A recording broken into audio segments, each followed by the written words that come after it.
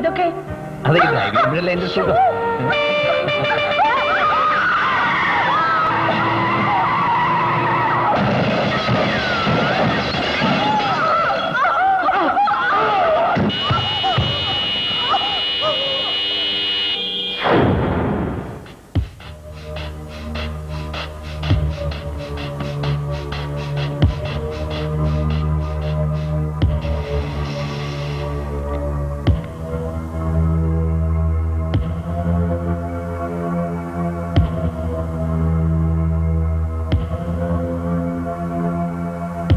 She is all right. Mental shock കൊണ്ടുള്ള giddiness ആണ്. For safety sake നമുക്കൊരു x-ray എടുത്ത് നോക്കാം.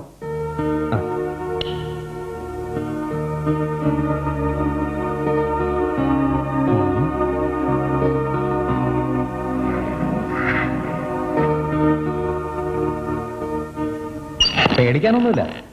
ഇൻട്രാവെർട്ടിബ്രൽ ഡിസ്കിൽ ഒരു ഹെയർ ലൈൻ ഫ്രാക്ചർ ഉണ്ട്. അല്പം ഒന്ന് മാറിയിരുന്നെങ്കിൽ കോംപ്ലിക്കേറ്റഡ് ആയേനെ. ചിലപ്പോൾ 2 കാലുകളും തളർന്നു പോയെന്ന് വരും. ഏതായാലും 3-4 മാസമെങ്കിലും പൂർണ്ണമായ ബെഡ് റെസ്റ്റ് ആവശ്യമാണ്. ഒട്ടും സ്ട്രെയിൻ ചെയ്യാൻ പാടില്ല. പ്രത്യേകിച്ച് സെക്സ്വൽ റിലേഷൻസ് തീരെ ഒഴിവാക്കണം.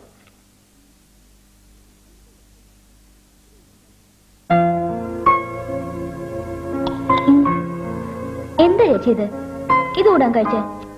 മതി, വായിക്ക് ഒരു രുചിയും തോന്നുന്നില്ല. ഇങ്ങനെയൊക്കെ പറഞ്ഞ എങ്ങനെയാ മോളെ? ആന്റിബയോട്ടിക് കഴിക്കുന്നല്ലേ, ഭക്ഷണം കഴിക്കാതെ ക്ഷീണം കൂടത്തേ ഉള്ളൂ. എത്ര പറഞ്ഞാലും ചേച്ചിക്ക് മനസ്സിലാകത്തില്ല അപ്പച്ച. കൊച്ചു കുട്ടികളെ പോലെ വാശിയാ. ഞാൻ എത്ര നിർബന്ധിച്ചിട്ടാണെന്നറിയോ ഇത്രയെങ്കിലും. ആ സോണി, നീ കുറച്ച് ദിവസത്തെ കൂടി ഇവിടെ തന്നെ നിൽക്ക്. 1-2 മാസമെങ്കിലും വളരെ ശ്രദ്ധിക്കണമെന്നല്ലേ ഡോക്ടർ പറഞ്ഞിരിക്കുന്നത്? അവൾക്ക് എക്സാം എടുത്ത് വരികയല്ലേ അപ്പച്ച? അതിനെന്താ, പഠിത്തം ഇവിടെ ഒന്നും ആകാമല്ലോ. നിന്റെ കാര്യങ്ങളൊക്കെ നോക്കാൻ ഇവിടെ വേറെ ആരാ ഉള്ളത്? സണ്ണിക്ക് നിന്നെ നോക്കി എപ്പോഴും ഇവിടെ വന്നിരിക്കാൻ പറ്റുമോ? എന്തിന്, ഒന്ന് ബാത്റൂമിൽ പോണെങ്കിൽ പോലും ഒരാളുടെ സഹായം വേണ്ട അവസ്ഥയല്ലേ ഇപ്പോ?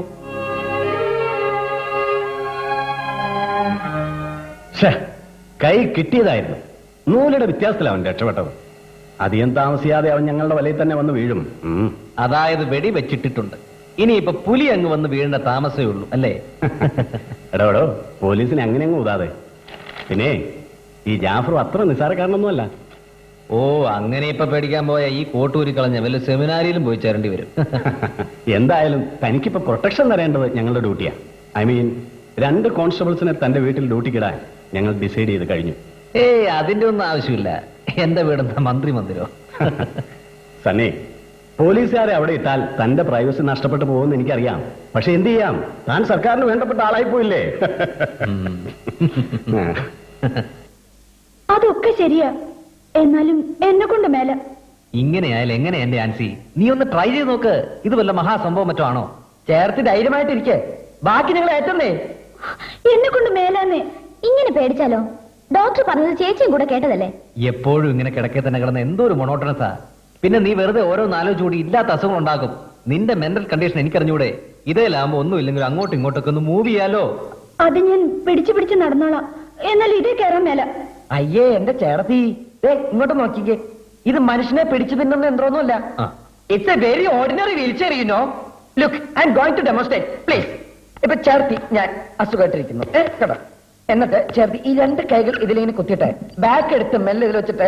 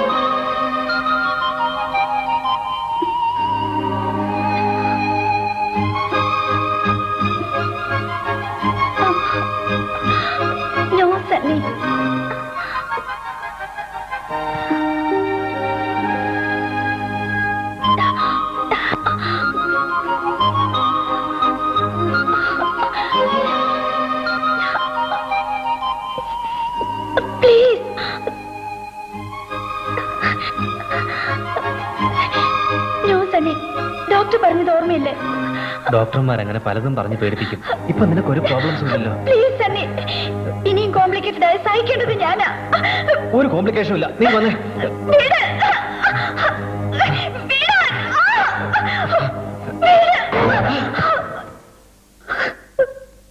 സണ്ണിക്ക് സണ്ണിയുടെ കാര്യം മാത്രമേ ഉള്ളൂ. മറ്റുള്ളവരെ കുറിച്ച് ഒരു ചിന്തയില്ല.